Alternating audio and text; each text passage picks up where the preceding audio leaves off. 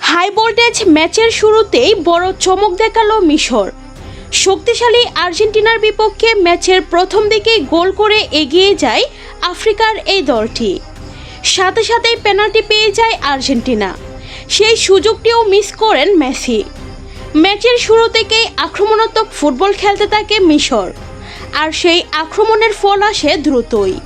দুর্দান্ত এক ক্রস থেকে হেডে গোল করে দলকে এগিয়ে দেন ইয়াসির ইব্রাহিম। মুহূর্তেই উল্লাসে ফেটে পড়ে মিশরের সমর্থকেরা। তবে গোল খাওয়ার পরপরই ম্যাচে ফেরার সুবর্ণ সুযোগ পেয়ে যায় আর্জেন্টিনা। বক্সের ভেতরে ফাউলের কারণে পেনাল্টি পায় তারা।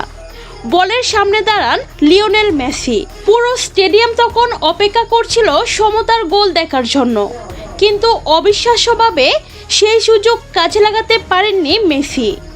তার নেওয়া দুর্দান্ত শটটি টেকিয়ে দেন মিশরের গোলরক্ষক। মুহূর্তেই স্তব্ধ হয়ে যায় আর্জেন্টিনার সমর্থকেরা। একদিকে মিশরের উল্লাস আর অন্যদিকে মেসির পেনাল্টি মিস।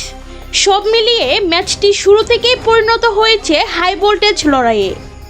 এখন দেখার বিষয়, এই ধাক্কা সামলিয়ে আর্জেন্টিনা ম্যাচে ফিরতে পারে কিনা, নাকি মিশরই গড়ে তুলবে নতুন ইতিহাস।